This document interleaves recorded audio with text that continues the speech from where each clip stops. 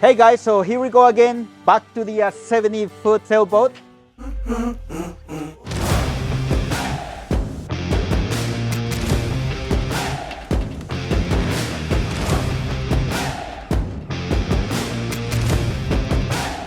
We're going to show you all the damages on deck. Deck has a lot of damages.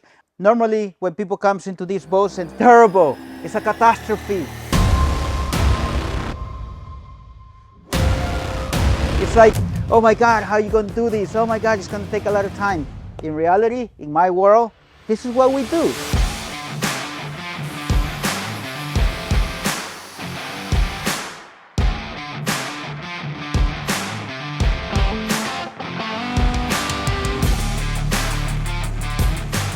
Okay, so now we're going to show you what we have done.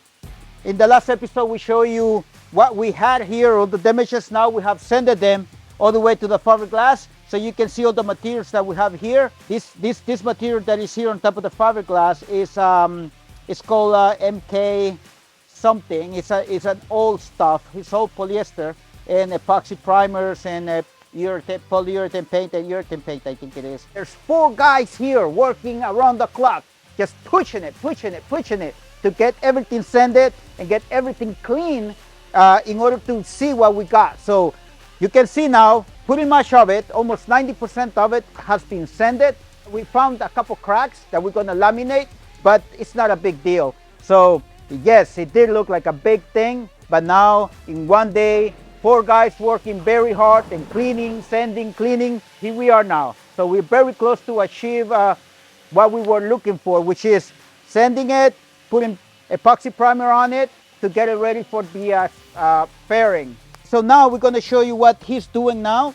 And what he's doing is what we call feathering out the edges, which means from 0 to the thickness that we have here, we feather it out. That way when we put our primer and fairing, it doesn't leave a mark after you sand it. So when we put all the other primers, it will not print a mark. And Ivan here has been working for 5 years on boats all over Mexico and US, so he knows what he's doing pretty good.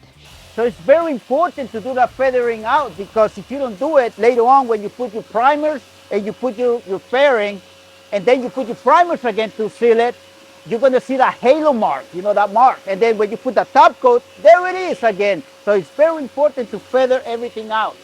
So now we're going to show you what kind of materials we use or what kind of tools we use. So this is a grinder. This is a big size one, very strong, and we use sandpaper, or we call it disc, grinding disc. This is a 24.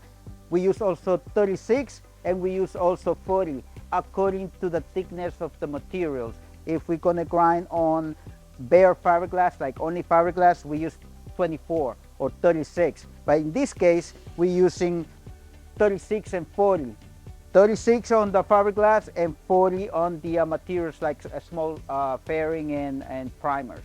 So this is very important to know as well, because otherwise you sand too much and you damage your fiberglass, or you don't sand enough and then nothing really sticks, because if you use a very fine disc, it will just polish and nothing will haze to it. Nothing will just stick to it or bond together with the rest of the materials.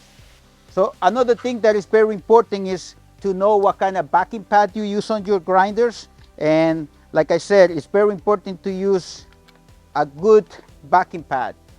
This backing pad is very strong, and it's like it's plastic, but it's a very good plastic. Sometimes you buy the cheapest one and they have the tendency to break, and that's a very hazard, because it could really make some big damage on your body, like cut your hands or even hit your face or hit the partner beside you. So it's very important to use the right backing pad for your grinding disc.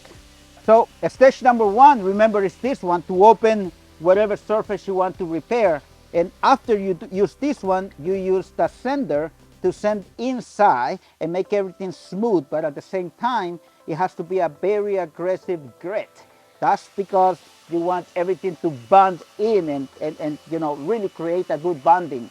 And then around the area, you need to sand it, so when you put your primers in, those primers go above or on top of that feather out sanding that you have done, and it creates that nice seal for your spackle or fairing that you're applying on top of it.